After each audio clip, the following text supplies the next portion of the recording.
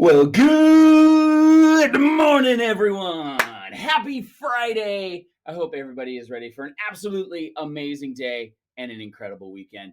I'm super excited because we have another one of our Los Alamitos High School seniors who also happen to be a Weaver alumni to lead us in the Pledge of Allegiance. I have the distinction of getting to introduce and share Antonio McHugh with all of you. And then our amazing Ambassador Director, Mrs. Lysa Gamboa-Levy. We'll be reading chapters 17 and 18. But before, in between Antonio and Mrs. Gamboa-Levy, back by popular demand, we will be having our school pledge and our school song because those are just very, very important parts of our day as well. So get out there, go do amazing things, and know I love you and I'm super proud of you. Have a great day, everybody. Good morning. My name is Antonio McHugh, and I'm a Los Alamitos graduating senior, and most importantly, a Weaver alumni. In the fall, I will be attending Princeton University, and I plan on studying political science.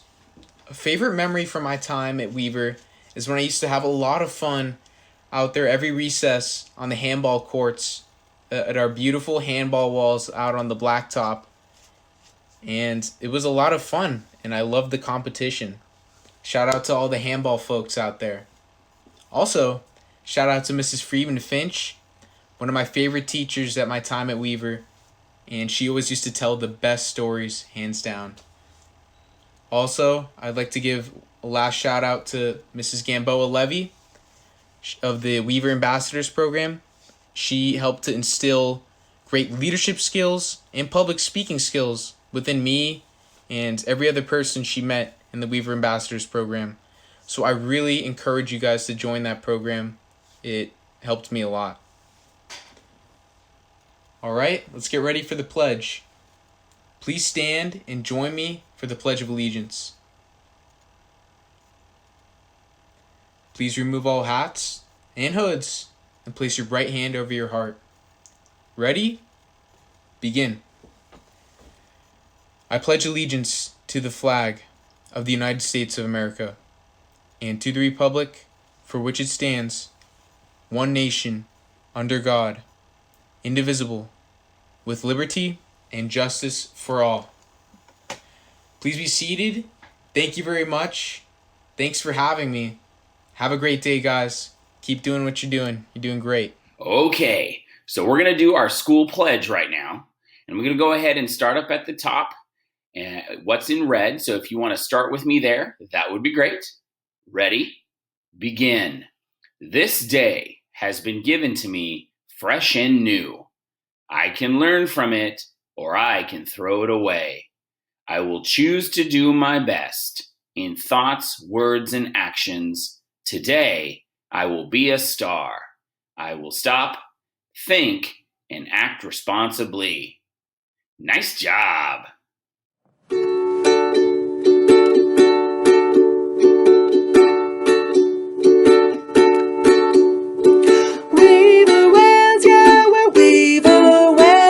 Smartest creatures in the sea.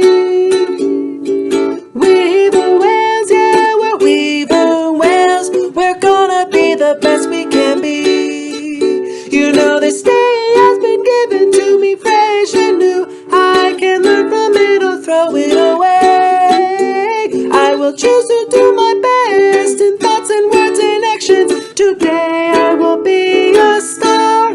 Yeah, I will stop, think, and act responsibly. Weaver whales, yeah, we're weaver whales. We're the smartest creatures in the sea. Weaver whales, yeah, we're weaver whales. We're gonna be the best we can be. We're gonna be the best we can be. We're gonna be the best we can be. Weaver whales!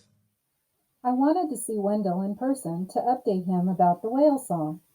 After school the next day, I called on the video phone to ask if I could come over. He said if I hurried, I could ride with him and his mom to the junior high. Mrs. Jackson had been absent from work that day because of some meetings, so she wanted to stop by her classroom to prepare for the next day.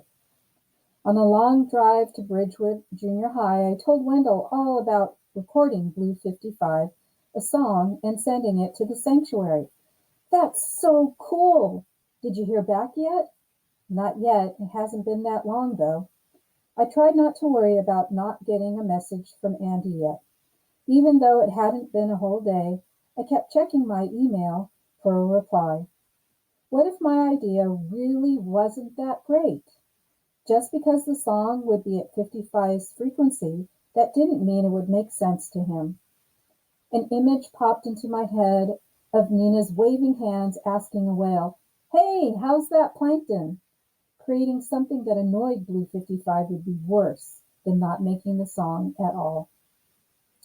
The junior high started later than we did, so students were still in class when we got to Bridgewood. On the way to Miss Jackson's classroom, I stopped and backed up when some signing hands in a science classroom caught my eye. An interpreter signed to one group of students at a tall black table as the teacher talked to them. They weren't the only deaf students in the room. At another table, 3 students signed to one another as they worked. I wanted to jump in on the conversation about the electrical circuit they were building.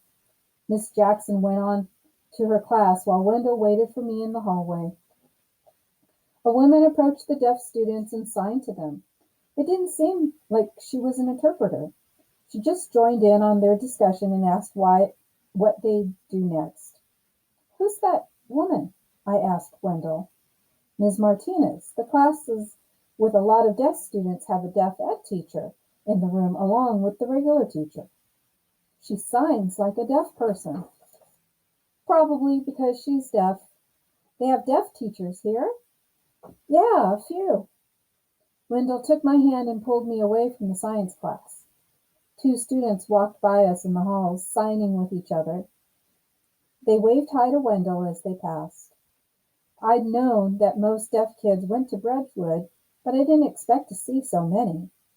They'd be able to sign with one another all the time, like during the class or PE games or in the hallways. At the lunch table, Miss Jackson was leaving her classroom with some books and a file folder when we got there. "I'm going in the workroom to make copies for tomorrow's lessons. You 2 can wait here." Everyone in the room knew Wendell since he'd been there with his mom before. After he introduced me, I wandered around and scanned the bookshelves while Wendell chatted with the other people in the room. A few kids sat at the half-circle table with another teacher who shared the room with Miss Jackson. Other students worked at their own desks and computers. In one corner of the room, a TV topped with a videophone sat on a wheeled black cart. I pulled a book from the shelf. It looked old, with just a plain off-white cover, but it was the title that drew me in. American Sign Language, A History. I hadn't noticed Wendell standing next to me until he moved his hands. "My mom uses that when she teaches deaf history." "Deaf history?" "Yeah, it's interesting. I'd never thought about deaf people having a history or where our language came from." Wendell reached for the book and flipped to the beginning. I scanned the page he'd turned to, then read the caption beneath a picture of a white-haired man dressed in black, signing with a little girl. "France," I signed. He nodded. "Some French people came here and used their sign language to teach deaf kids. There was just one school for a long time, so deaf people from all over the country went there and shared their own signs with one another. And that's the sign language we use now." It took a while and it changes all the time, but yeah, that became ASL. A new language from groups who couldn't understand one another at first. Why hadn't I known about that? Maybe Blue 55 and I would understand each other. Just a little. Just one sound. Wendell was signing with the other students and the teacher, telling them about Blue 55. They looked over at me and signed things like, "Really? That's great." The teacher asked, "Will you let us know how it all works out?" I told her I would. The junior high wasn't even Wendell's school yet, but he interacted with the other kids as if he were already going there. Next year as a student, he'd know even more people. It must have been like that for him all the time, being able to talk to people around him so easily. I thought about asking Mom again if I could go to school at Bridgewood. She'd probably say no. I hadn't brought it up for a long time because I didn't like the way her face changed when I did. Kind of like when we visited Grandma and she held me a little longer and looked at me like I was going somewhere far away. Maybe I could try again to convince her that it would be better here, that this is where I belonged. I set the ASL history book down so I could join the conversation with the other students, but I missed what Wendell had just signed. Then I missed what they answered back. Somehow they were all keeping up with whatever they were talking about. I tried to tell myself I was just a little lost because I'd been looking down at the book when they started their conversation. But if that were it, I'd be able to catch up right away. Instead, I felt like I was tumbling in the murky water of the Gulf after a wave knocked me over. After watching their conversation for a minute, I picked up a little more. Wendell was signing faster than he usually did with me. That wasn't the only difference. A few of the signs he was using were new to me. No one else at the table looked confused. They turned to me like they were waiting for me to answer a question. I shrugged at Wendell. I didn't catch what they were talking about. One of the students waved me off and signed, "Train gone, sorry." I'd missed out and it was too much trouble to catch me up. Wendell laughed a little and signed, "Oh, sorry, I forgot to sign like an old person for you." I flinched like he had slapped me. The other students laughed with him. Wendell stopped when he saw my face, then gave the others a small head shake. "Sorry," he signed. "It's okay," I told him, even though it wasn't true. I put the ASL history book back on the shelf. Maybe I wouldn't fit in here after all. Wendell tapped my shoulder. I'd been looking out the window of the van while Mrs. Jackson drove us back home. "Are you mad?" "I'm really sorry. I don't really think about it. I just sign a different way with you than I do at Bridgewood. You do that too, right? Like you don't sign the same with your dad as you do with your mom or your grandma or me?" Well, that didn't help, bringing up how I have to sign differently for Dad to understand. I shook my head to let Wendell know he didn't need to apologize. "It's okay," I signed again. It wasn't really okay, but it also wasn't his fault. We didn't see each other every day, and I wasn't around other deaf people our age like he was. Most of my conversations had been with my grandparents or Mr. Charles, so I wasn't mad at Wendell for signing differently for me than he did with the other kids. I was just mad that he had to do it at all. I was about to go downstairs for dinner when the message I'd been waiting for came in. "Dear Iris, sorry it took so long to get back to you. I was intrigued by your idea right away, but wanted to run it by the rest of the team first. Great news! We will play your song for Blue 55 when we try again to tag him with the tracker. We'll also place a speaker in the deep waters of the sanctuary to see how he responds." I couldn't believe it. That sanctuary staff, all the way in Alaska, had talked about me and the song I'd made. They'd liked my plan. They'd been afraid, I'd been afraid to hope they'd actually use it. Andy was a real scientist who cared about Blue 55, and she had listened to me. This all depends on whether he's nearby, of course, and if we can find him. No one's heard him singing lately, so we're not sure where he is. Hopefully he'll start singing again if he's around. Ask your parents for permission to give me your mailing address, and I'll be glad to send you a sanctuary t-shirt. We'll mention you on our Facebook page, and when it's time for the expedition to go out, click on the link to the live webcast so you can see your plan in action. And if you're ever around Appleton, Alaska, no one ever is, but just in case, stop by the sanctuary and we'll give you a tour. I'm so impressed by the work you've done. You're thinking like a scientist. You discovered a problem and worked out a way to solve it. Thanks again for writing us with your idea, Iris. We're looking forward to trying it out so we can learn more about Blue 55. Andy. I was so excited that I jumped up and ran a circle around my room, stopping in front of the picture of Blue 55 on the wall. I made a song for you. I hope you like it. My hand brushed the picture of the whale's face, then dropped to my side. As happy as I was that Blue 55 would hear the song, it didn't seem right to just watch online when it happened. While the sanctuary staff got to meet Blue 55, I'd be sitting at home in front of a computer screen. That wasn't enough. I should be there when he heard the song.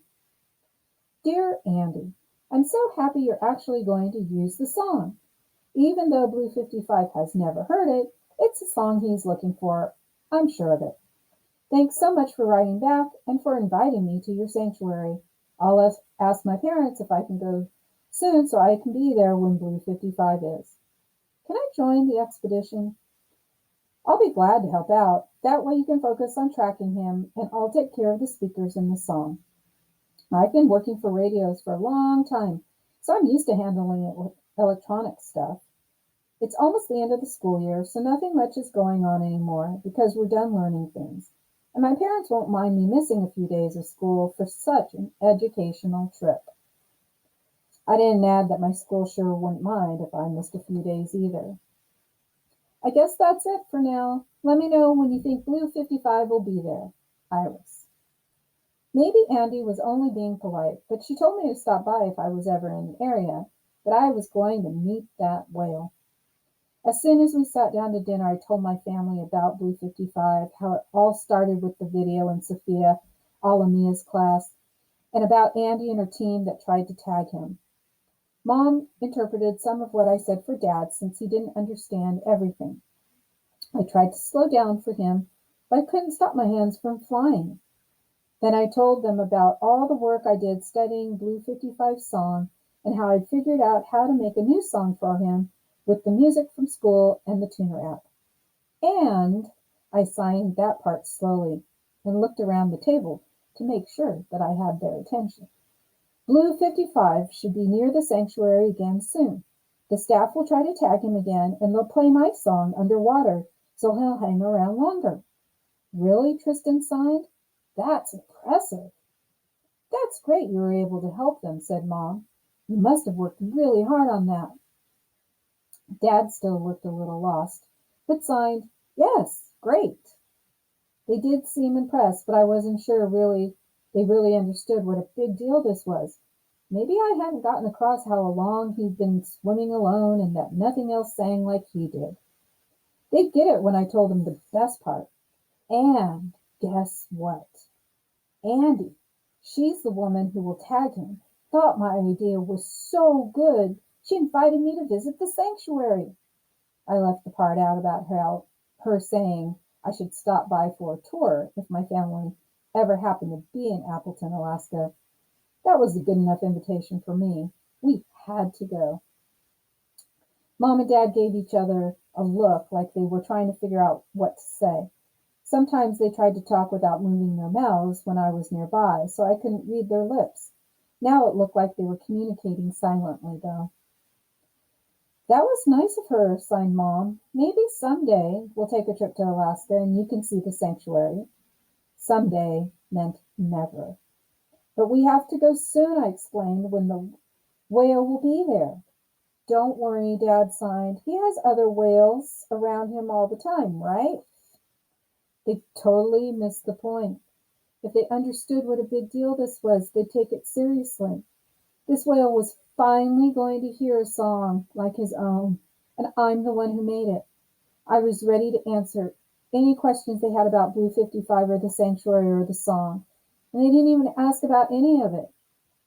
Dad probably hadn't even caught most of it. I should have explained it better. This was the most important thing I'd ever do, and it was turning out all wrong. After a deep breath, I forced myself to slow down when I answered Dad. This would work out if I could be less excited and more patient. But they can't understand him. That's the problem. Even when other whales are nearby, they don't know what he's saying. My hand showed Dad the swimming whale all alone in the ocean, singing while nothing answered back. Then one day there was a song like this. I turned to the side and held my hand up to my ear like I was hearing the song myself. When I finished, Dad looked up like he was thinking about my explanation, then said, "Sounds like that whale needs speech therapy." He laughed at his own joke, then said something else with his face downward. I waved to get his attention, then signed, "What?" He took a spoonful of his chili and signed, "Nothing." That was one sign he knew well. "It isn't nothing. You mean I'm not important enough to include?" He looked at Mom for an interpretation, but I signed to her, "Don't interrupt anymore." Dad's chest heaved with a sigh, so he must have understood that part. What if you couldn't talk to anyone around you? What if you tried but nobody understood? Dad glanced at Mom again, but she just reached for her glass. The water in the glass shook when I slapped the table. Dad signed, "I can't understand you. You need to slow down." I signed faster. "It doesn't matter what I do. You don't understand anyway. What if your whole life was like this? What if you were that whale in an ocean with no one to talk to?" He shook his head and went back to his dinner. Mom signed to me, "Sweetie, I'm sorry you're upset, but we can't just drop everything and go to Alaska. We'll watch the expedition online. You can invite Wendell over and everyone will see how you helped the whale." She added, "I'll make popcorn." Like that would make everything better. "No, this isn't fair. I'm the one who made the song. It was my idea to play it for him. I'll help pay for the trip." I had no idea what a trip to Alaska would cost, but I had some money in the bank for my repair work. No one said anything for a while, and then Tristan touched my arm. "Hey, it's great what you're doing for the whale. The important thing is that he'll get to hear your song, right?" "Yes, but I should be there when he hears it. I need to see him." "He isn't one of your radios." "What?" "The whale," Tristan signed. "I know you don't like to leave anything broken. Make sure that's not the reason you want to do this. You can't go in there and fix him like he's a radio." "I know that," I signed like I was smacking the air. What was he even talking about? "But I have to go there. I want him to know that someone hears him." I went on like that, not stopping to wipe the tears from my face, signing so fast that Tristan couldn't keep up with me. Maybe even Mom couldn't, but I didn't slow down. I didn't care anymore. I was like Blue 55, shouting into the void of the ocean at a frequency too high for anyone to reach.